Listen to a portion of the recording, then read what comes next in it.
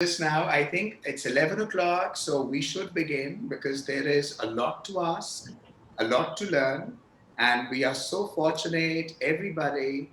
I hope your coffees are ready because today we have one of the renowned, very popular, celebrated, and a personal favorite of mine, architect Sangeet Sharma, with us. To tell you a little about him, he is an architect based in Chandigarh. Other than being a partner of the reputed SD Sharma and Associates, Sir is a published author of multiple bestseller books. He is a TEDx speaker. He is a trained singer, a guitarist, an educationist, a poet, and a motivational speaker. Sir, we heartily welcome you over breakfast. Thank you so much. Thank you so much. Thank you. And talking about architecture, you can see in front of me is the smorgasbord of the books that fortunately I got to devour. My last 2 weeks, everybody, have been exceptional. They have been enlightening. They've given me a new perspective. They have chiseled the way I look at my surroundings. I never knew buildings say so much. I have the wonderful new bestseller called The Castles in the Air. I've got The Corpse Capital, and I've got my very favorite, Architecture, Life and Me. And I would strongly recommend this book, particularly to all the enthusiasts of architecture, because it makes you appreciate the world of architecture. And also, I would like to introduce how Sangeet Sir came into my knowledge. A few years back, I was in Corbusier Genre Museum in Chandigarh. And as usual, I was smitten by the story of Chandigarh, the modernism, the geometric patterns, and how the things have actually happened there. I got a book which is here, The Corpse Capital, and I remember the whole week I read it, and I would look forward to spending time with this book because Sangeet Sir has documented the story of how Chandigarh was designed and finally created. And then Guneet came into picture, and Guneet just used a reference of Sangeet Sir for a little talk. And I said, "Oh, I know him. I so want to meet him. I so want to have a word with him." And he said, "I can arrange it." And today we have Sangeet Sir. We heartily welcome you, sir. How does it feel being with us in the crowd of book lovers? Well, thank you very much for the kind words. I just said that I must have given a few hundred interviews. Today I'm nervous. Today I'm nervous. And I have These built that lovers. crowd in front of me. I'm very delighted. I'm very happy, Rouble. And it's readers like you who make us worthy authors. And thank you very much for this honor. Truly delighted being here. Thank you so much. Thank you so Very much. happy to hear you, sir. And book lovers can be intimidating because they end up dissecting the books a little too much. Yeah, But true. I can see you are no less, sir. I have read your books and you pick your words very thoughtfully, very cautiously. And I would confess, I have enjoyed going through dictionary after many months. Thank you. I actually began considering that now I don't need a dictionary, but after your book, I actually had to refer because your terminology of architecture is so rich, I never even knew those words exist. So thank you for that. Thank you very And much. before I begin with my round of questions, I would like to tell everybody today you can send your questions in the chat box. Please ensure that the questions are small, discreet, so that I can read them quickly. The time is short, and I can tell you, Sir is an encyclopedia into the world of architecture. So, yes, we have the students, we have the celebrated architects from the city and around the country, and we have educationists joining in. To describe how Sir considers architecture, Sangeet Sir says that my architecture swirls like a Sufi. It is in a contemplative mode like a lovelorn lover. It is robust like a rock. He feels ecstatic like a monk fluttering its wings like a bird flying to some mysterious abysmal land. That's how profound he looks at architecture. So this brings me to my first question, sir. Every book of yours refers to a different genre. There is a different theme. But we all book lovers know writing a book is not a piece of cake. It actually is the whole process, the whole conditioning of the mind to such an extent that you overwhelm with an idea and you can't let it be within your brain and you have to effuse it out, you have to pour it out. So I would love to know the names of the books, the themes of the books you have written, and what inspired you, what phase of life you were in when you decided to pen them down. Thanks, Rouble. Uh, Great question. To start with, am I audible? Everything is fine. I'm audible. Absolutely Great. perfect, sir. Wonderful. Well, at this moment, I am an author. Uh, an author is a mixture of more than one personality. एक तो वो खुद होता है और जब उसके अंदर वो ऑथर निकलता है he becomes twin personality. Every author is a twin personality. In my case, I'm a multi twin personality. So what happens, I'm always writing two books at a time because I can't concentrate on one. Because if I have idea of this book, suddenly I get an idea of other book. What I mean to say is, as you said, that you begin to assimilate an idea, you begin to assimilate what you want to write, culminate it, drop it. In my case, and I'm sure quite many like me, we don't sit down and write. We write here. Then we write here. दिमाग में और दिल में, दिमाग और दिल का जब मिश्रण होता है तब लेख पैदा होता है. It's never you pen down, okay guys, I'm sitting down, I'm going to write a book. ऐसा नहीं होता. And people who don't even know or they think that they're doing this, they don't know that this doesn't happen. What happens is that your mind and heart, when they are totally tuned, then the writing comes or any creativity comes. I'm an architect, I'm a creator, I'm a writer. So I'm telling you the crux, what's written in the Bible, my Bible. You tune them and you are creative. ठीक है ना जी? So try that. Secondly, Perfect. secondly, Yes. in front of the desk of Rouble lies my books.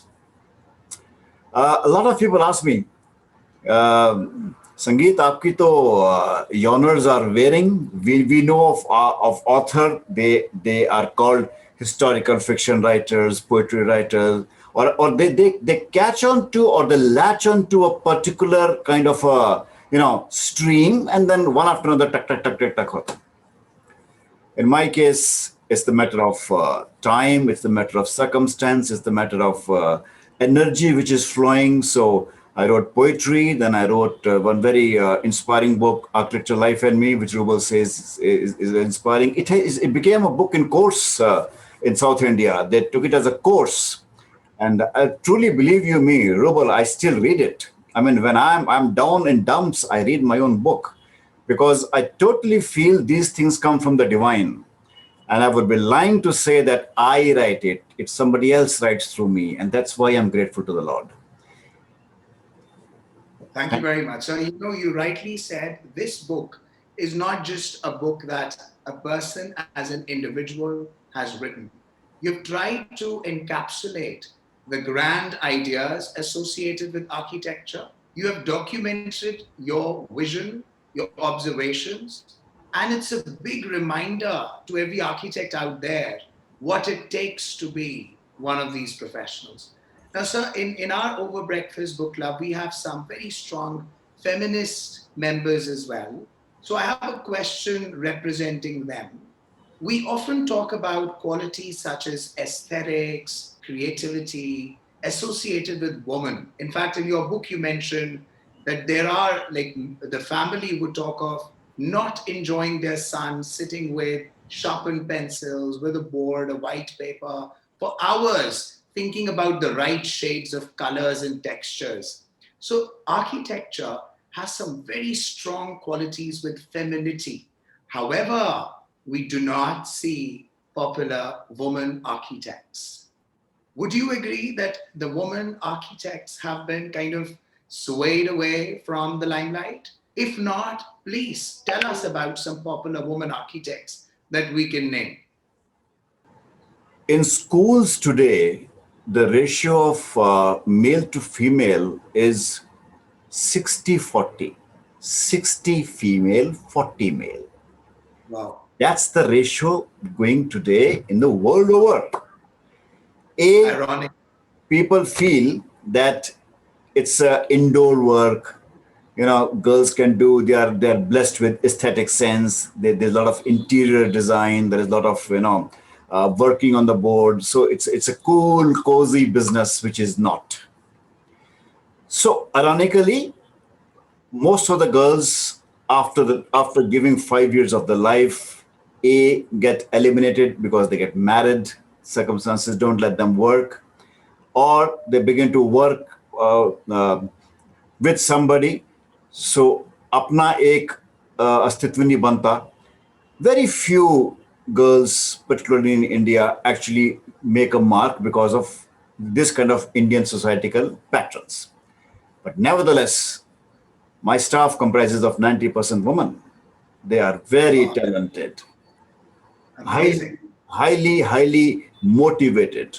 They deliver. They are, I said, one step above men because they have both the brain working, artistic and mathematical. So analytical and mathematical and aesthetics. So that's I think we lack, we men lack, and women have. So they make very good architects. And to name one of the greatest architects today is a lady called Zaha Hadid, and I mean, she changed the way the world looks because an architect makes buildings the way the world will look at them. So I want to make clear to my listeners, my readers that no, it's just that you've not heard a few names, but there are brilliant women architects in India. For example, Brinda Somaya in Mumbai, and there are a host of, I mean, I can name so many. Chandigarh was made by four foreigners: Le Corbusier, Perry Genre, his cousin, and Maxwell Fry and Jane Drew. So the Jane Drew was the lady who made all the housing in Chandigarh. So imagine, so that when the modernism started, it was the lady who did it. So we have abundant lady architects, and they are Thank you very much. I think that really satiates the curiosity. And Guneet, and we have Saisha, Rehmat, Sunidhi. They have actually given the names as well. We have Zaha Hadid, like you said, sir, Apurva Bose, Jean Gang, and we have Savita Pandey, and many more, I'm sure. So I'm many. actually going to study them. I've taken the note. And now we also have a few humanitarians in our book club. So from their side, I would like to question you. When Taj Mahal was built, the hands of the workers were cut off, as famously said. And then we had the pyramids of Egypt. And we know when they were being constructed, the workers were lashed and beaten, enslaved and tortured to actually get those huge cubes of blocks of stone lifted up and carried on. How do you think architects or the building industry consider the rights of the workers, the labor? Because still we eye a woman labor carrying her baby at her back, holding the brick on her, the pile of bricks on her head. How do you see as an architect, and what needs to be done if it is not sufficiently right? Amazing. Architecture is a political agenda, always. Go back into the history and see how did the emperors celebrate victory? Buland Darwaza, Qutub Minar. So whatever is the political will, it comes out in the manifestation of architecture. Love, Taj Mahal. Change of politics, the President Mitterrand in France created the whole new wing in Paris. Nehru, he wanted to usher India into the modern world. Chandigarh came into being. So architecture is always a representation of the times, whether it is victory, tragedy, you know, or any such things which you conquer, the conquest. So everything comes in the form of architecture. Next, who builds? The emperor only announces, "मेरे को ये चाहिए, ऐसा होना चाहिए." You know, he loved his wife, okay, but thousands were slayed, okay. Labor, unfortunately, before was slave. Today, we have rights of labor. And I must tell you, Rubel, that when we go for green buildings, we go for LEED buildings, the first priority is the benefits of the labor.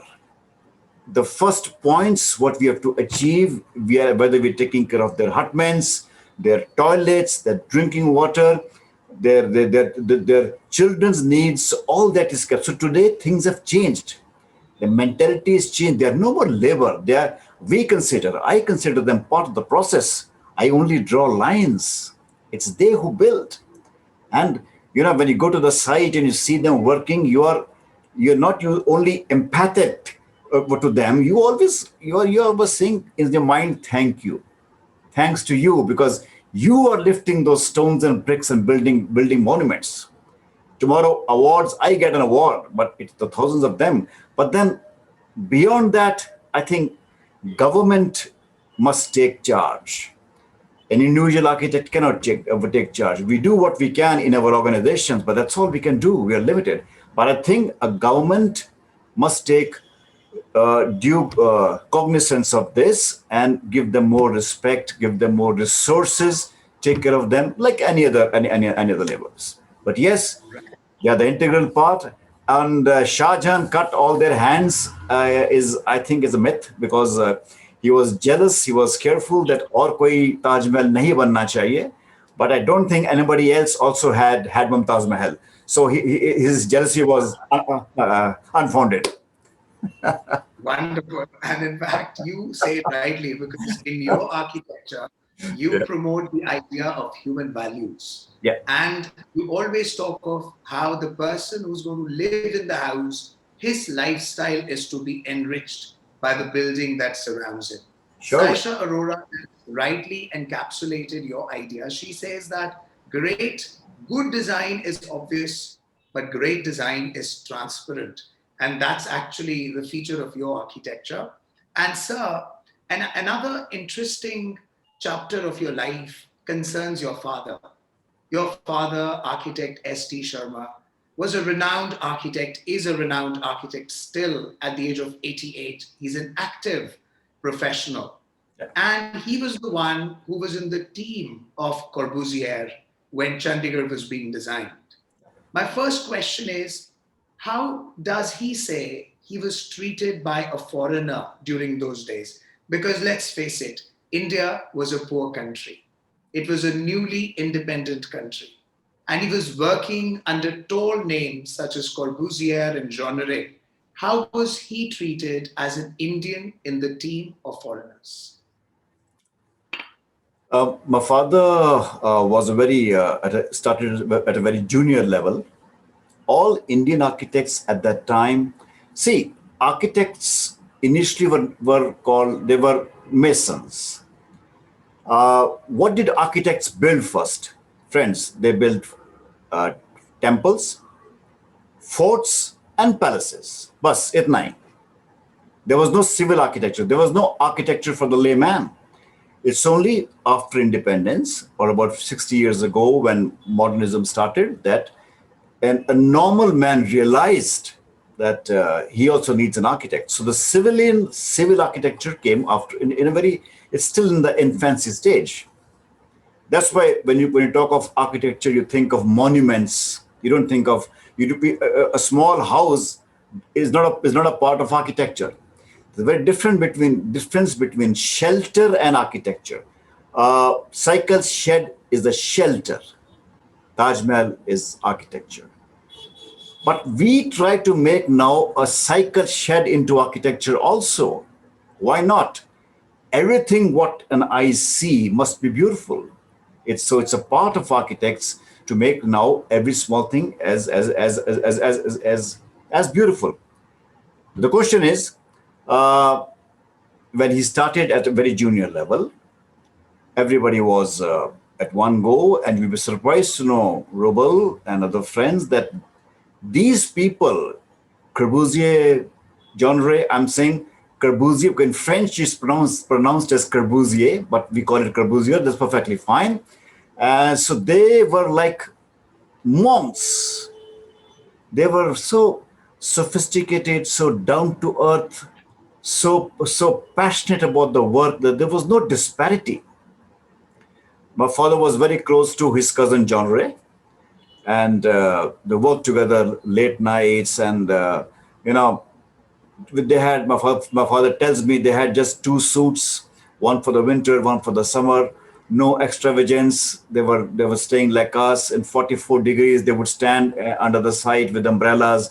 Beautiful things I've written in my Corpse Capital book, and you know, that's where I write. I like to educate through entertaining. I mean, I can't write jargon. I can't write something which people say, "Bas yaar ho gaya, bas ho gaya," like I do for many books. So I make it very, very, very witty, very soft, very nice. So in this book, I actually have taken 5, 6 architects for a round to Chandigarh, and I speak to them. So the conversation is transparent.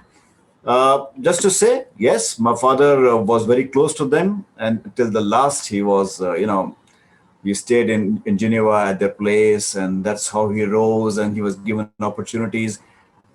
Great times they were. Great times. My dad tells me that, I mean, how they were treated. Every peons ko apne saath bithate the. And your grandmother cooked Yes, halwa for them. yeah, Is yeah, that also? yes, yes. I don't think she cooked for me. Anyway, so then when he went, he gave the car keys to his driver. Arey yaar, you served me for 20 years. Ye pakad car aur le ja apne. Magnificent people they were. Great hearts, great souls. That's a great message, I think, for the modern, ambitious young people that despite the greatness that they carried, they lived like monks. They had the humility, they had the humbleness, which many True, people lack today. Very true, rightly said, true, sir. true. Supreet says here that she never knew that architecture had such a broad range. And I would invite Supreet. Sir is also offering us signed books today. You must take this one, The Architecture and Life. It is going to change the way you look at it. And Ashna Sikka, she's spoken about the woman rights. And her question is that there are two kinds of brains when it comes to the men and the woman. The men are associated with the analytical brain mostly, and the women are considered more profound with their aesthetic brain. So, do you think uh, only the people, irrespective of gender, if they can actually bring the analytical part and the aesthetic part together, they can be successful architects? Uh, what's the name of the person who asking the question? Ashna, Ashna Sikka. Ashna, great question, yeah, and that makes me think. The truth is, no, it's not that you have both the aspects working in your mind. Only then you become a good architect. Let me tell you, लेकर बुजियर जिसकी बात कर रहे हैं rouble इतनी और मैं कर रहा हूं they were all uneducated people. He never went to any college. Tadao Ando is one of the names which you must write down. He's one of the greatest architects today. He was a wrestler, suddenly became an architect. Zaha Hadid was a mathematician. After that, she did her course in architecture. Michelangelo, Leonardo da Vinci, who made the dome of the Sistine Chapel, constructed, he was not a qualified architect. This is the qualification required for an architect. I mean, if I have done my 5 years bachelor, then master's, then PhD doesn't make me a good architect at all. What makes me a good architect, Ashna, is that my drive and my passion to create a sculpture which is a living sculpture. A living sculpture. A sculpture is a two-dimensional, but when I make it for livable for people, it becomes a beautiful sculpture. A painting is a two-dimensional painting, but when I make it for the people to live in, to admire, to live into it, becomes a life painting. So all this surrounding of all this architecture which I'm talking about in these books or world over, which you say, wow, kitna beautiful hai, is simply art. So one side is art and the other side is how you make it. So this is technology, but this is your heart. Your art Lovely. is your heart. So nothing is required to become an architect. Just open your mind, open your heart, and there you are. Right. And Most I of think, the sir, houses, just on a lighter note, Rubel, sorry, in my Castles in the Air, Castles in the Air is a satire on my profession. I tell my people and my friends, if you want to become a great architect, please read Architecture, Life and Me. If you don't want to become an architect, read Castles in the Air and you will hate it. but I think both of them together, they Yeah. give the perfect insights. And today, sir, when you describe architecture as an art, it all makes very rich sense. But you also refer in your book the ideological and philosophical differences you had with your father. Yeah. So I'm supposing your father must have been of your age, and you Yes. must have been of, let's say, one of our members' age when Yeah. you talk about the ideological and philosophical differences. And then you say gradually you crease them out. Yeah. Maybe your father, the reason for these differences were that your father was a renowned architect. He had a fixed way of doing things, Yes. and you, being a newcomer, you wanted to experiment more. Please shed some light on why those differences existed and how you eventually creased them out. Well, you know, art is something which unfortunately is subjective. Architecture, I just mentioned to you and my listeners, Ashna, that it is primarily art. Now, here people can differ. Some people can say, "Nay, nay, it's a science of building." It is a science of building, but it's primarily art. Let's admit it. It's art. But the question is, if I have a frame and I will tell the great artist M.F. Hussain to draw a painting, and then if he tells his son to join him, do they make parallel the same painting? Though he cannot. Do you know the name of M.F. Hussain's son? No. He's also equally able artist today, but he's not M.F. Hussain. That's the problem.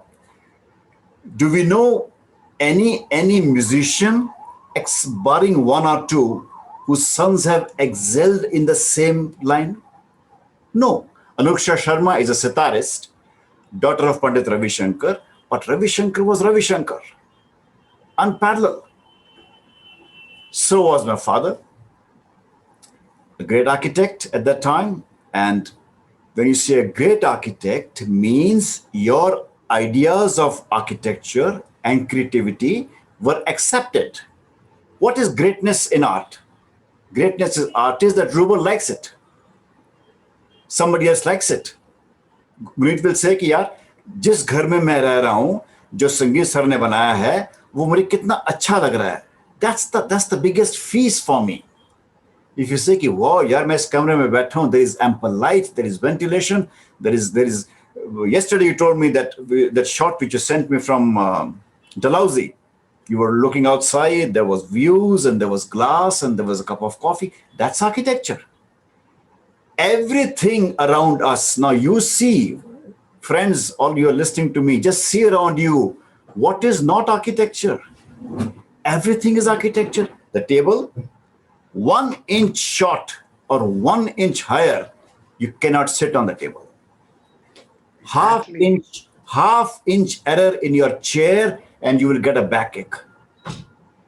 Height of the window, height of the sill, height of the roof, fan in the center, not fan in the side, the lights on me, everything is architecture.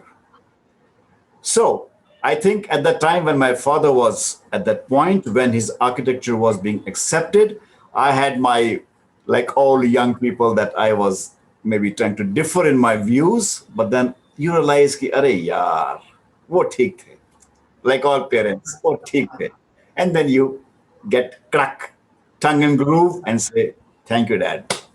Wow, lovely. We love the last part, sir. That shows the great person that you are.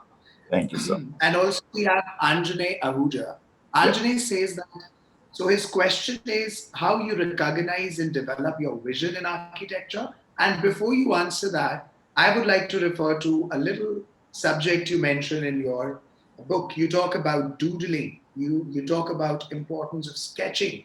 And I've noticed in your books, you have drawn some remarkable doodles of the buildings that you admire. So if I have seen that you create a silhouette first, you create an outline, and I can actually imagine you first being an artist who visions the silhouette, the outlines, and then you fill it up with your scientific, mathematical understanding of the inches and feet that you were talking about. Is that how you envision something? And also, there is a beautiful sentence in your book wherein you say that the beginning part is the difficult part when the moment you reach at a place, you know what you want to create. And right after that, the ending starts. So architecture has already happened the moment you reach a site because a silhouette, a doodle has been materialized. So, would it be a good starting point to answer that you vision your things from a doodle first? All art, maybe all visual art, Ruval, starts from a doodle. Starts when I see a canvas, like I'm seeing the computer screen, I'm seeing a canvas, and I have something to do. I'm looking at the paper, or I go to the site becomes a canvas. When I go to the plot to make your house, that house becomes a canvas. And immediately when I look at it, the first vision, the first fall, the first flash, what I call a flash to my staff, is the last one. Rest all is the process to achieve it. You are only making, जिसको बोलते हैं ना 19-21 का फर्क. But what you have started in your mind, your first doodle, I'm saying doodle, not just on the paper and pencil, in your mind also, that's the last one. If you have actually stood in front of it, concentrated, assimilated, and wanted and desired, my Lord, give me the solution. It's always, my Lord, give me the solution. Man is absolutely egoistic animal. मैंने बनाया है, मैंने कर दिया, ठीक है, तुम्हारे तुम्हारे जरिए किया है ये. You were the instrument in making that. You were never the creator. Creator is only one. So once you realize that, then you stand in front of the canvas and say, my Lord, give me the solution. And he sends you a flash. And there it is. You get it right on the paper. You get it right on the building. Taj Mahal happens like this. All great buildings happen like this. Of course, I sign it Niche Sangeet Sharma, and people clap at me. But in the heart of my heart, I know somewhere down the line, some divine force sent that flash. That's important. Remarkable. Sir, you talk about emotions, you talk about just being an instrument in the overall process of creation. And I've noticed in the few poems, I still could not be fortunate enough to read more of your poetry. But in the few that I read, I could see you have always dedicated your poems to a divine energy. You have referred to God being the power source. You knew what you want in your artwork, but you have dedicated it to God's will. But when I notice your poetry, Although I could see a strong sense of imagery, the choice of words was remarkable. However, I felt, maybe I'm wrong, correct me if I am so, I could not spot a melody, a meter in your poem. I almost saw your poetry as a free verse. Is that an intentional manner you write? Or there is another architectural perspective hidden in your poetry? Well, I have a very sensitive, sensible, well-read person asking me questions. God, it's making me nervous. Uh, but meter ruble is the mathematics of poetry. Okay, you rhyme it because you want to sound it well. Poetry is nothing but the sound of words. Let me tell you a doha which made me a poet. Chalti chakki dekh ke diya kabira roye. दो पाटन के बीच में साबित बचाना कोई. चलती चक्की. कबीरा cries when he sees the चक्की को. क्यों? क्योंकि बीच में जो कुछ है बचता ही नहीं है. So दो Patan is the sky and the earth. So what he's trying to represent is जो कुछ बीच में है ये तो चलती चक्की है. Everything will perish. गीता पढ़ने की जरूरत क्या पड़ी है? Just one doha describes everything. Bible is nothing but Sermon of the Mount, which is just about 5 pages. Rest all is story. So there is a meter in the words to make you attentive, to make you and me attentive. चलती चक्की देख को दिया कबीरा रोए. हमें तो metre का पता नहीं है. होगा. Maybe Kabir Das ji must have used some mathematics, but it doesn't matter to me. I just want the second line strikes me. दो पाटन के बीच में साबित बचाना कोई.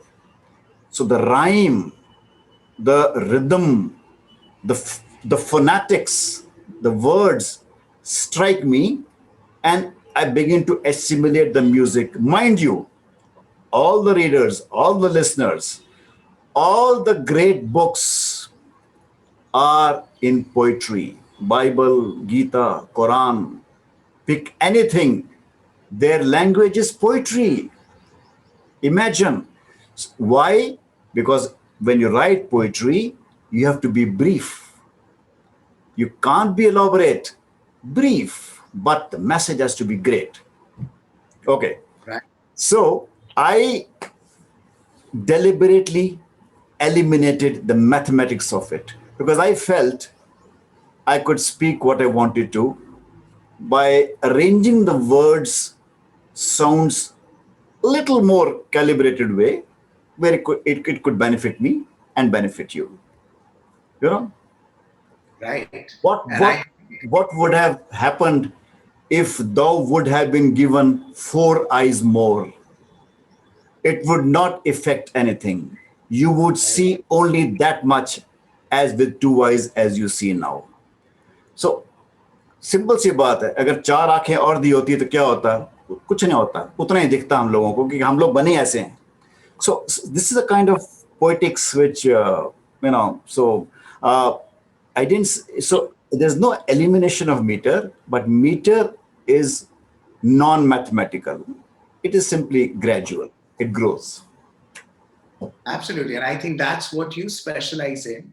Because even Angelina Bedi, Dr. Angelina, she also talks about she never saw architecture from the perspective that Sangeet Sir shares. So I think that's where you specialize. Thank you. And also, Divyam Agarwal has put a question which was in my sequence as well. He says that you are a person who has a very impressionable heart. You have emotions. The ground of your thinking and creativity is very fertile, as we all can see. Now, when such a person designs a sophisticated building, he has the ideas that a layman, a normal contractor, a normal client cannot decipher. So, how does a person of your sensibility cope up with I'm sorry to say, but the ruffians out there. Because, to people like us, even a normal person talking in a bar is a ruffian. So, how do you manage those ruffians, those contractors, those every kind of word users? Because we select our words. So, how do you manage them? You caught me. You caught me, Rouble. You caught me. Uh, yeah, it's a big bad world out there, and I think as I said that my work demands that I get the things constructed and built, but I don't think I need to give away my personality, my truthfulness, my emotional being, or my kindness, my source where I feel from the heart, just to gain a few pennies here and there. Number one. Number two, uh, I always say, in fact, my dad tells me that when you go and smile at the person who is a ruffian or who you think is your enemy, your 50% job is done. So when I see a contractor who is opposing me, or whom I see that he is not doing justice to the client, my client, I smile and tell him, कि यार ये ना करो तो अच्छा रहेगा. And to my surprise, he agrees to it rather than say, "Oi, ऐसा नहीं करना." No. So I learned the way. I think your dealing matters, your honesty matters. The world is still a cosmos. The world is not a chaos. ब्रह्मांड है, हम लोग इस ब्रह्मांड में रहते हैं. There's no such thing as if I can only earn if I'm going to cut your throat. No, it doesn't happen. I think we all have our share, and we must be kind to everybody. And you asked me a question, and I answered you. I keep my personality intact. I don't lose my personality just because I'm dealing with ruffians. Let them be ruffians. I will not be. Amazing. And that's the confidence I think that builds up with time and it becomes grander. The beginning of people such as us can be difficult, but I think over time we become the people to trust. Suniti Absolutely. Sharma called your way of answering questions great, sir. She Thank says you. that you are an inspiration for her. Thank you. Gayatri says that it is such a great thought that everything is architecture. And this also reminds me of the reference you have made on husband and wife being in the same profession or even not being in the same profession. So you refer that when they are not in the same profession, then the wife or the husband doesn't understand the demands of an architect's life. They do not understand the midnight's oil they need to burn because designing is a process. It is not a 9 to 5 job, as you say. But then you also say that even if both of them are in the same profession, they end up having a clash of idea, of understanding. So I would really like to know how is your connection, bonding, relation, work style with your wife, who also happens to be an architect? How do you manage that? Thank God she's not on the audience. So I'll tell you the truth. I just said the Rubble that all art is subjective.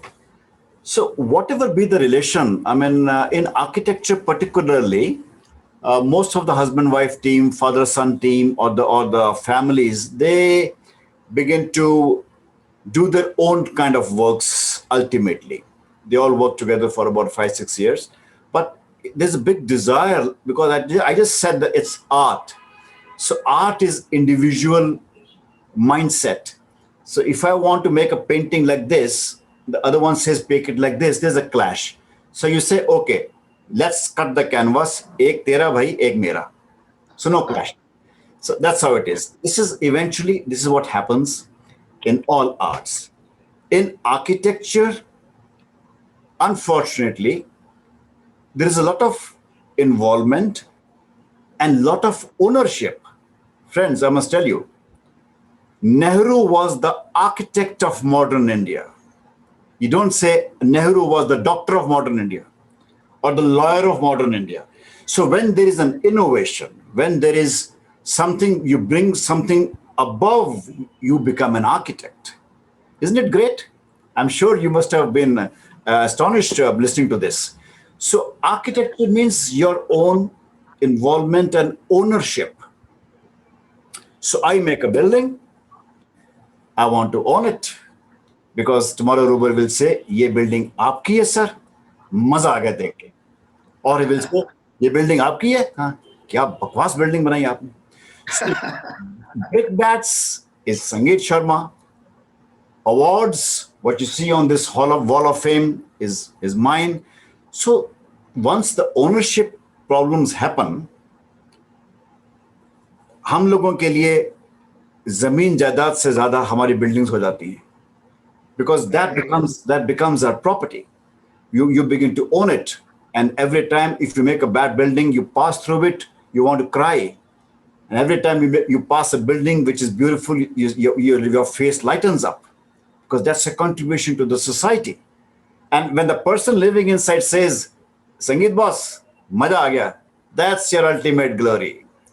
Yeah, you can die in peace. You can die in peace. Okay? Yeah, this is what you we work for that one line where somebody in the audience will say, संगीत जी मजा आ गया, क्या मजा, घर में रह के इतना मजा आ रहा है यार, यहाँ आपकी बिल्डिंग देख के ना आनंद आ जाता है. It's art. Okay, so when it's art, no two artists can be same. Husband wife तो वैसे same नहीं हो सकते. There's always a clash. So what we do is we divide our works and we say ये आपका, ये हमारा. But nevertheless, it is best not to marry in the same profession, guys. If anybody is trying to you can be more at peace. But then that's what I've been writing in my Castles in the Air also, and I write everything. It's all hilarious. It's fun. Actually, I think as I said that this is going to be a candid interview, you've given an example of that. So okay, I would also like to talk about this book particularly because the cover is so eye-catchy. This book, Castles in the Air, you have chosen, I guess it is David Yes. from Michelangelo. Yes. And I remember even in my visit to Paris, I happened to watch it and I was smitten by it, a beautiful specimen of human anatomy and body. Sure. But what is red smudging here? Because I remember when I got this book, for a couple of seconds, I tried to remove it. And then I realized, no, it is an intentional lipstick smudge. What is it?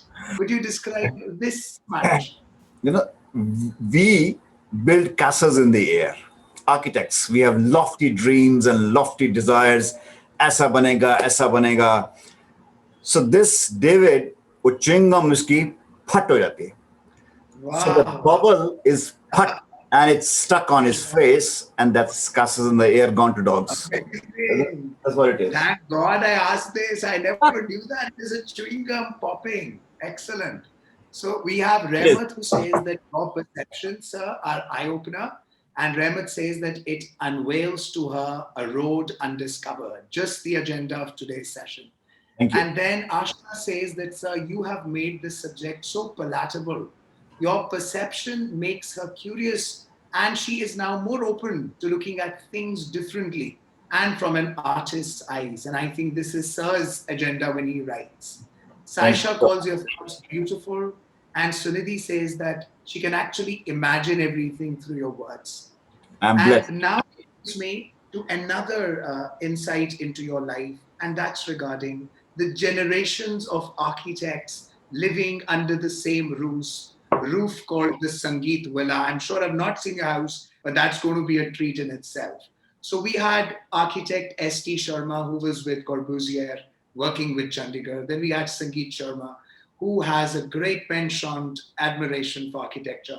And now we have the third generation almost coming up, Shivansh. That's your son's name. Yeah. In the book, you have referred that Shivansh is going to make an identifiable mark in the field of architecture. What makes you say that? What is something that Shivansh has grabbed that maybe the previous two generations could not? Great. We were, I won't say intimidated by our parents, you and I. We were rather respectful in a different way. There was always I'm sure I can be candid about it. There's a psychological wall between us and our parents. एक इस तरह की दीवार जिसको तोड़ने में time लगता था. And we still, there's a great kind of admiration. You just can't go and run and sit on his lap and say, hi, dad, and start banging your head there. ऐसा होता नहीं है. एक psychological wall होती है respectful की. Our generations में वो नहीं है. You will suddenly see, Rouble and all my friends who are listening to me, we and our children, we talk the same language. We see the same movies. We travel the same way. We wear the same jeans. We wear the same shirts. We like the same girls and same boys. And you see, suddenly the generation gap has vanished here. Actually, now we can sit. First it was, आप ये देख रहे हो घर की कहानी, हम तो कुछ और देखेंगे. So we need two televisions. You remember that era where their norms were different than us. I want to see an English movie. You want to see a damn Punjabi movie or a Hindi movie? I'm not with you. Today, we all have one common room with 4 loungers, and we all see the same movies. Whether it is a comedy, whether it is a war movie, our thoughts, ideologies have suddenly assimilated. The generation gaps have vanished. I'm surprised. I mean, when we walk together, all 4 of us, my daughter, my wife, and my son, we all look the same. We are wearing the same jeans, talking the same language, we have the same packs on our bags. So we are all friends. Suddenly, this generation has taught us, the value of friendship with the children, which our parents probably could not. I won't say they did. They did not. They could not. They had their own reservations. They had their own changeover phenomena happening. My father came from Pakistan. He was a refugee from Pakistan. They left everything and came. It's a typical story of rags to riches. No, not riches, I would say, rags to fame. So that trauma of that generation who came from Pakistan, वो तो हमें उसका एहसास ही नहीं है. We can't even imagine what they have gone through or what they are still going through. So maybe there is some a distance to be kept, something which is hidden in their heart, something they don't want to talk about. But we are the same. हमें independence मिल गई. I use the same mobile as my son. I use the same things.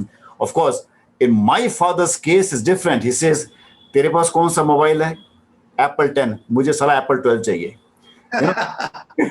So that's the kind of people. So because he's at one with the times at 88, 89, he's still working and giving a run for money to us. So and that's only that generation can do, Rouble. वो generate कर सकते, हम नहीं कर पाएंगे. I'm sure when I'm touching 70, 75, I'll say बस यार हो गया यार, मेरे से नहीं होता, because the technology is moving very fast. So to end it, I would say that in one house we are together, we are a joint family living together, but I think we respect each other more. We are more closer. And my son, when I say he will leave a mark, because he's not told ye karna hai. We have never told him that this is the right path. He became an architect. He's a great photographer. He does great. He's got his own coffee roasting business. Jo karna hai karo bhai. So there is no imposing. There is no such thing as main architect hoon.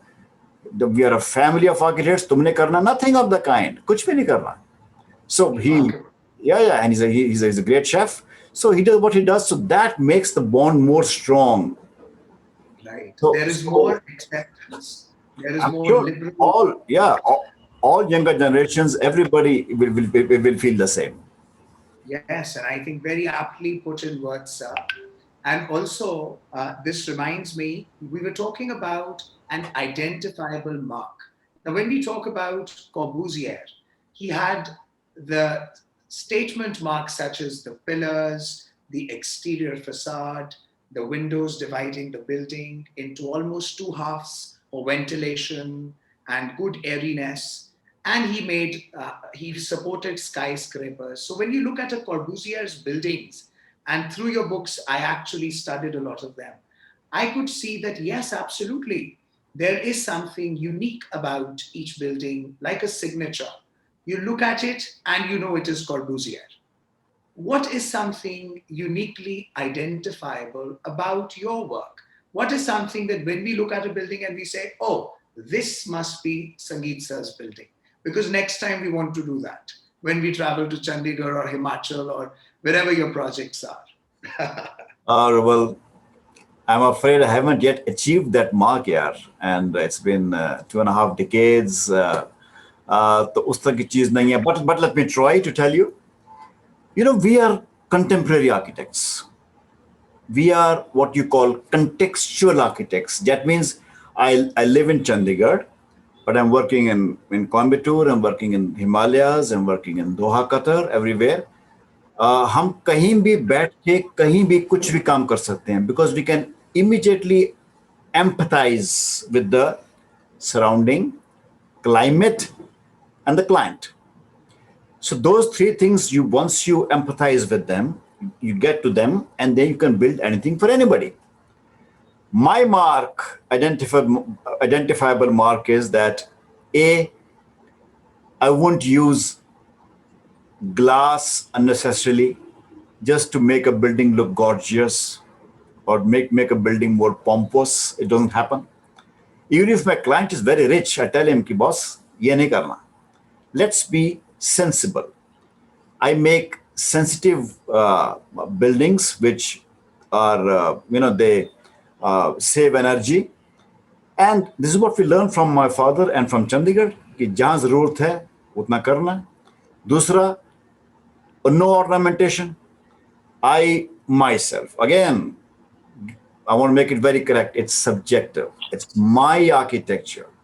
People may in the audience or my architect friends may not agree. I may not use arches. I may not use corbelling. I don't use any ornamentation because that for me is not required. What is required is the feeling, the experience of space inside. That's my job. बाहर lipstick bindi lagana baat ki baat hai. If it's necessary, that one. So my style, maybe you can identify it when you see some linkage visually with Chandigarh. There'll be bricks, there'll be exposed bricks, there'll be concrete, there'll also be glass, there'll be form, there'll be architecture which will, it might say, एक minute रुको जरा देख तो लो मेरी तरफ. You could say a building which tells you, okay, well, something which compels you to see and say, अच्छा ये कुछ ठीक लग रहा है, ये कुछ building ठीक लग रही है. That's my effort to make a building like that. And I think the effort is always successful because I have noticed, yes, there is a strong signature of your childhood. Your admiration for Corbusier is evident. The use of bricks, the colors, and the geometric patterns, which you're in absolute awe of. We have Supreet, who agrees with your ideas on poetry, and she adds that poetry helps us explain things and thoughts that otherwise we are afraid to say or we don't have the right elaboration for.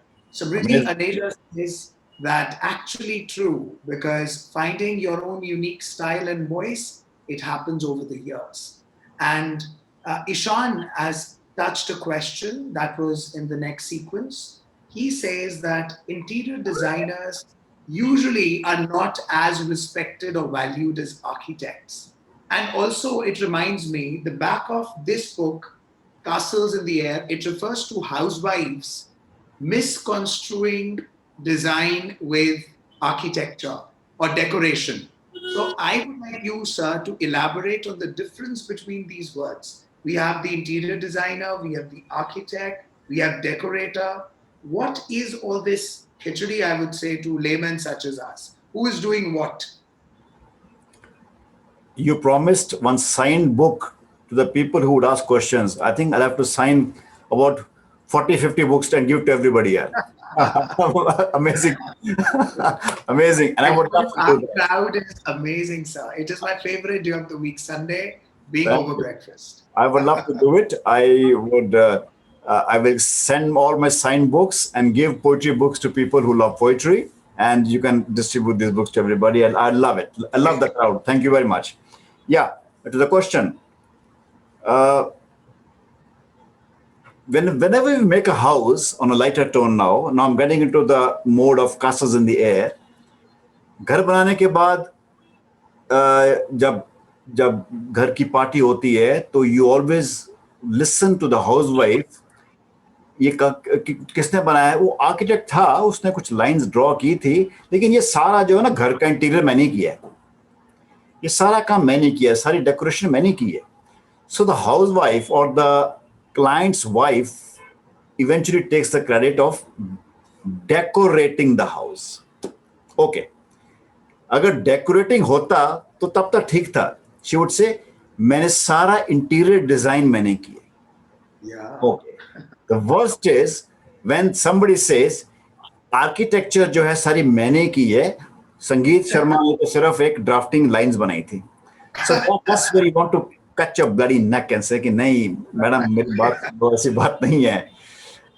It's surprising. Punjab में अभी भी architecture को architecture बोलते हैं. It's strange. Architecture आया सीगा जी, architecture साडा संगीत शर्मा है. Strange. I mean people still can't pronounce architecture. क्या वैल्यू है हम लोगों की यार. Anyway, when a housewife says she did up her the interiors, probably she meant she decorated the house, and she has all the right to do it. The question जो पूछा था अभी अभी मेरे एक लिसनर ने, interior designers are less respected than architects. I don't think so. They are not. Today, the course of interior design is as elaborate as architecture, as BH. I hire interior designers, and we have some great institutes like APJ in Jalandhar who are doing excellent things. So the only problem is in India, as an architect, I can also do interior design. चलो मैं थोड़ा सा trend हूँ इसमें क्योंकि मेरा course में वो पढ़ाया जाता है. But as an interior designer, if I want to do also architecture, building, that is a problem. So I think when we don't restrict ourselves to our domain and try to eat away the pie which belongs to somebody else, that brings us a bad name. So maybe you have had that experience like that, or ऐसा होता नहीं है. Everybody has got its own domain and everybody is respected, but I think we should limit ourselves to our domain and not get into somebody else's shoes. So interior decoration is for the housewives, interior design is for the professionals, and architects can do both. They can annoy the housewife or make the housewife happy. Wow, superb. And I think that really clarifies it. Abhinav says that, sir, simplicity is the most vital act displayed by your masterworks. He must have seen the pictures of your creations, and Abhinav loves it. Soumya, being an environmentalist herself, she has loved your ideas on sustainable buildings, and she says that it's a great message for the budding architects because sustainability is going to be the next buzzword and the need as well. Thank you Abhinav so much. adds that Thank you. poetry makes you a different person in a different world. And yes, there is so much we want to ask, sir, but because of the paucity of time, I think it is the time we must regale everybody with a surprise. So we, as of now, have discovered that Sangeet sir is a polymath, a connoisseur, as we all say, an epicure, somebody good with all forms of, or a variety of forms of art. He's the one who sings, the one who writes, the one who educates. So, what if, to surprise them, you bring your guitar now and you do something which I think no architect would have, I personally have never seen, an architect who sings. Amazing. Is it a possibility? Can we have that treat today? and someone asked me, ki, why do you write? I says, when I don't have work, I write, yeah. He says, then how do you sing? Why do you sing? He says, when I can't write, I sing. Anyway, Rouble, I think after all this nice, beautiful talk, you really feel that the audience will be uh, happy and eager to listen. Do they have the Okay, time? let's do this experiment. Let's ask them. So, my dear friends, what do you feel? Yes, we have questions regarding Vastu as well. We Let's have have some those. interesting tips. But I think, sir, let's have a 5 minute rapid fire in the end regarding our pending questions, where Okay. I would tell you to answer them only in one sentence or two max. All right. Okay? Okay. Because I think addition of music, see, we have comments. Shreya says we're super excited. Ashna says it will be a delight. Rahmat says absolutely yes, yes, yes. Samriddhi says a lot of yes. So I think we must go for it. Okay. So, what I'll do, friends, although it came as a surprise, एक line गाऊंगा मैं आपके लिए. Then, if I sing everything now, then you won't call me to Amritsar, no, Rouble. So what I'll do is I'll save that for me. But just because you have said it, and I want to prove it that an artist is somebody who can do everything. So I'll strum for you for 2 minutes. Wow, we are so excited. And let me tell everybody, sir, next book that sir is working on is on Amritsar. Yeah. So I am, and with the help of Guneet, we are going to arrange a lot of gatherings for sir anyway. Sure, we will. Let's go for it. Just इतना बोलने के बाद गा नहीं सकते. Anyway. No, sir. If you want a break, don't worry. Should we take a break of a few minutes? Not at all. Not at all. Not at all.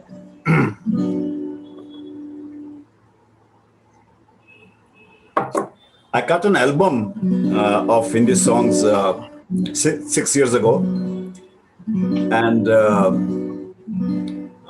it was sponsored by Rotary. And so one of the songs I'm going to sing for you, just one paragraph, just to Rouble ने इतनी तारीफ कर दी है तो मैं फंस गया.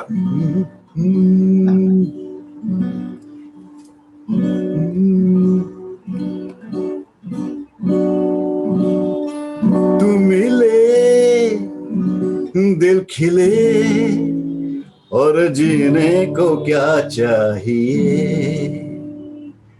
तू मिले दिल खिले और जीने को क्या चाहिए. ना हो तू दास तेरे पास पास मैं रहूंगा जिंदगी भर. ना हो तू दास तेरे पास पास मैं रहूंगा जिंदगी भर. सारे संसार का प्यार मैंने तुझी में पाया. तू मिले दिल खिले और जीने को क्या चाहिए. हाँ तू मिले दिल खिले और जीने को क्या चाहिए.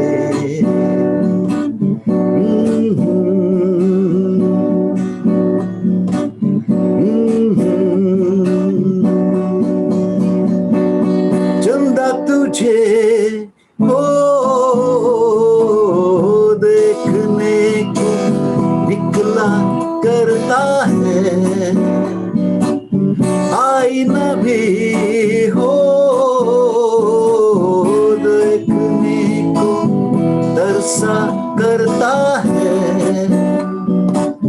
इतनी हंसी कोई नहीं, इतनी हंसी कोई नहीं. हुस्न दोनों जहां का तुझे में लिपट के आया. तू मिले दिल खिले और जीने को क्या चाहिए. हाँ तू मिले दिल खिले और जीने को क्या चाहिए. ना हो तू दास तेरे पास पास मैं रहूंगा जिंदगी भर. ना हो तू दास तेरे पास पास मैं रहूंगा जिंदगी भर. सारे संसार का प्यार मैंने तुझी में पाया. तू मिले दिल खिले और जीने को क्या चाहिए बस Bravo, बस bravo, so remarkable. And we have these great insights. Gayatri calls your music wonderful. Sunidhi calls it soothing. Shreya thank says she was compelled to sway with the music. Saisha calls it well set. Wow. And we have Remat. She says it was an absolute delight. Thank you so much, sir. Thank you And I think now is the last bit. We are left with very few minutes. The idea was to end it all by 12:20 so या that we can have some special questions if our audience wants to ask more. I am enjoying So, please continue या great. So I think our first question is regarding Vastu Shastra, या and we want to know how relevant is Vastu Shastra today in architecture. So let me tell the rules first. I would lay the foundation. We'll have to answer it within one or two lines so that we cover maximum questions. And just to introduce those who don't know Vastu Shastra, it's an ancient form of art wherein it's a philosophy, in fact, wherein the architect guided people on the directions of where things have to be. It's a layman's way of looking at Vastu Shastra. But Sir would now tell us, do architects today consider Vastu Shastra or not? Rubal just said it's an ancient way, ancient science. So it's an ancient science. It's not required today. What we do is just some elements here and there. But as a modernist, as a modern architects, we don't need it. ये वहम है. इसके साथ जीने की जरूरत नहीं है. Correct. Supreet says that, sir, the way you played your guitar and you lost yourself in the process of singing was just astounding. Thank you. And now comes our next question regarding Chandigarh and Islamabad. So, again, to tell our audience, while Chandigarh was being made in India by Corbusier, parallel to that, Islamabad was being designed in Pakistan. The time zone is contemporary, both of the countries, the newly independent nations, looking at the modern civilizations and the modern world. What parallels do you find in the both, and which city would you call better? Chandigarh is definitely better, Rubal. And to my readers, my listeners, without any bias, is just that uh, there is more to architecture and town planning in Chandigarh than Islamabad. Modern architecture means buildings which are devoid of ornamentation, not devoid of poetry. So in Chandigarh, we have modern architecture full of poetry. As Rubal says, he got it. Unfortunately, Islamabad में वो नहीं है. That's only a pattern of roads with some buildings here and there. That's the difference. Great. So we have been lucky to have Chandigarh. So our next question is regarding the dressing sense. When somebody has so many flares in different art forms and he has so vital messages to offer the crowds, now somebody like you should also fetch attention with unconventional clothing or some statement style of a hairstyle or a moustache or anything which can make you stand out like your buildings are. Why did you decide to dress up conventionally in shirts and trousers? Why not something like, you name it, Louis Kahn or somebody out of the box? Great. I would love to do that, Rubal. But the question is, I have a public dealing to do, but that wouldn't stop me from getting into an unconventional attire. Maybe I have less courage. Okay, I agree to that. Maybe two, which personality should I adopt to match with my attire? There are so many. सो वो clash हो जाता है. इसे मैंने कहा छोड़ो यार, normal रहो, सिर्फ चाइनीज कॉलर को अपना लो. सो मैंने ये अपना लिया, rest is okay. Perfect, perfect. And even Chinese scholars have the kind of geometry you bring in your building. या या And also now we have this another wonderful question. We talk about minimalism today. We talk of recycling, sustainability, space saving. We are designing buildings. What is your personal preference? Should architecture be about designing new buildings or should it be about preserving the old monuments in today's context when we have limited space? We can preserve only very little. We can build much. We must preserve what is important, but we must build more and more. Population is growing, so we need to create shelter for people. So not lose too much of time in preserving. Let's preserve what is important and keep on building for the future. Right. And this brings the question of Ishan. Ishan Mirbaha says that you have great social circle, illustrious background. So you encounter people of different income circles. Do you notice a disparity in the income in Punjab and Haryana and Himachal? Is that a sad situation because of which architecture doesn't grow the way it should? Yes, Ishan, very true. There is a lot of difference between architecture's growth in South India and in North India. The way people perceive architecture, architects, the construction is very different. Yes, there is a disparity. And I think that's quite a point because architecture thrives when there is abundance. You know, we architects are the people who are providing for the beauty, for the sense when there is abundance. When there is lack or difference, it makes a difference. Great. Nana Bansal, she asks, how do you manage time between so many different pursuits? For this, I have read your book and you've mentioned time management. And right now, you've just answered that when you can't work, you write, and when you can't write, you sing. Would that answer be sufficient? Okay, now we have another question regarding contractors. How do you see contractors today? Because your books mention how these contractors, they become pseudo architects, and the people, the clients, wrongly, they make architects design multiple designs, and then they go to the contractor and make them do the rest of the work. Do you see contractors as your colleagues or as your competitors or as your subordinates? How do you look at them? You know, we respect that profession because ultimately they are the ones who actually build our visions. But as per that was architecture life and me saying, now in Castles in the Air, I would say that now they are, transforming into builders. A small contractor becomes a builder. Then he begins to disregard architects because he thinks कि मेरे को भी वो सब आता है जो संगीत शर्मा को आता है. That becomes a problem. So where I used to respect him initially because he transformed my drawings into brick and mortar, now he begins to get little disrespected because he thinks that he's something which he is not. So when that clash happens, they lose their own respectability, which I think it should not happen. Great. Now we talk about clients because most of us are not architects, we are clients. What is your dream client? Do you filter the kind of people you want to work for, or you just take a random person who comes and drops in your office? My dream client is Shah Jahan. I wish he comes again, gets another Mumtaz Mahal, falls in love, and then he appoints me to make his Taj Mahal. Because then there would be plenty. Yeah, and I won't cut the hands of the labor, I promise you. So, but nevertheless, Okay.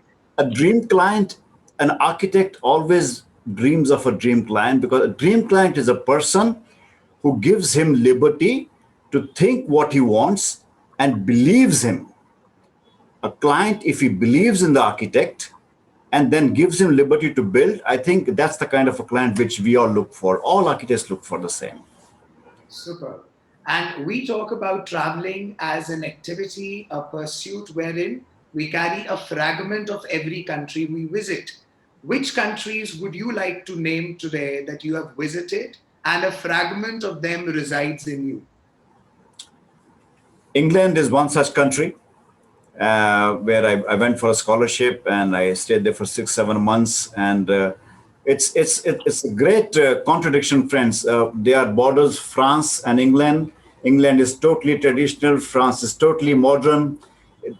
England hates concrete. France loves concrete. Amazing. I mean, it's such a study that two neighbors and they are world apart. But nevertheless, the impact of good living came to me from England. And the second would be Dubai. Dubai is every architect's dream, because it changes the skyline every year, and the technology, along with the science and along with some dynamics, is alive in Dubai, and that's the kind of place which left a lot of impact in my mind. You all Right. must visit Dubai. You want to see what architecture is? Come to Chandigarh Dubai. and then go to Dubai. That'll tell Wow. you. Yeah. Because they have the land reclamation Yeah. projects. We have another question regarding architecture journalism. Because you journal your ideas, your thoughts, you refer to your observations of the buildings that you encounter. Do you think this is an underfed area of human pursuit? Journalism in architecture needs to be spruced up. And if that is a message for our people as well. Uh, Now it's growing. Now it's growing, and a lot of people, the serious people writing about architecture, on architects. You see, but India could never produce an able journal which was looked at with such respect, because they could never talk with such elegance and essence about architecture. Now it's growing, but yes, it's a very field in a very infancy. It must grow. Great. We have Abhinav saying that does it trouble you when your clients see themselves as superior and think of architects as inferiors? And the same question in a similar tone is by Divyam. He says, how do you cope with the situation when your idea of art doesn't resonate with those of your clients? There's always a clash. This is a constant clash, an architect and a client. A client, as I said, as I much would like to have a very, as I said, a dream client, it doesn't happen. So the clash is always there. So you are an architect becomes an educator. You educate your client. You elevate him, and we are actually psychologists, because we're dealing with people. We're dealing with a family. हमारे लिए parents जो mister and Mrs है वो भी client है, उसके बच्चे भी क्लाइंट है, उसकी ग्रैंड मदर भी क्लाइंट है. So you are becoming you are psychologists. You're treating them as a family. You are educating them, building for them. So it is, yes, initially a clash, but then you participate in it. You become a part of the whole process, and then it's agonizing. It is difficult. That's why architecture is difficult, because you are Because they become psychologists, you're creating for somebody else. Yes, it is difficult. right? And Guneet he has a dream of starting an architecture journal. So any guidance or a piece of advice for Guneet? I'm always there, Guneet, for you, to guide you. If you think I'm worthy, I'll be a part of your panel and guide you. Super. And we have a question from Anjane. He says, do you believe in eclecticism in architecture, blending, fusing different styles in one building? Or do you refer to a singular style only? Singular style always. Eclecticism doesn't happen, um, at randomly, that I pick and cut and paste, pick and paste. It doesn't happen. I particularly, when you go through the process, you begin to choose one line of direction. That's when you become an able architect or an able artist or able creator, that this is your line of direction and I will stick to it. You believe in it and then you stick to it. So unless you believe in it, you will go on picking, pasting, picking, pasting. Right, a singular style, everybody. The last question, sir, is regarding your reference to the exploitation by the bureaucracy and how there is a lack of union in the architect community. So, what is your message to the architects in general? I think we have to be more courageous. We have to talk about it. We should write more, as I'm trying to do. We should make aware. I think today we are together. The very fact that I could write a book and Rouble could grab a copy, he could meet Guneet, I could have the great pleasure of seeing all this beautiful crowd. So unless I would convey it, we will be together. So we need to talk about it. We need to talk right about it, create and talk about it. So if we don't create good, how can we talk about it? So first thing, do good architecture. Second thing, write about it, talk about it, promote it. Super. I would just like to inform Saisha and Ashna that your questions are beautiful. I have read them and I'm going to just click the pictures of all of them because of the paucity of time. Sir could not answer. I know the discussions are endless. We Plus, can have having somebody like him, we can I have one think more we session, Rubel. We can have one more session after some time in a few. you'll have to be a part of over breakfast Yeah, first yeah, yeah. because Soumya was telling me that Sir has not responded yet. So I said, I don't know why he hasn't. So once you do that, I think we can then get hold of you Yeah. as frequently as possible. And plus, we have so many people from Amritsar. You can get for your next book a lot of material. I still remember one of our members is a chef in a hotel, and Wow. his father actually runs a halwai ki shop in the old city area. And he Wow. took me to his house a month back, and he told me 150 years old house. And when he took inside, because gradually those people progressed, Yeah. so neighbors, they perhaps bought the houses of their neighbors as well. So there are tunnels in their house in the city area, and the whole colony, in some way, leaving a few houses, is all theirs. And that was Wow. an interesting insight. So I'm sure you would love to visit such members' homes as well for Surely. the research next Surely. book. Surely. So thank you very much, sir. We heartily thank you, and we'll be waiting for your author signed copies. I'm lucky Definitely. I've got three. I would like to have the pending ones as well.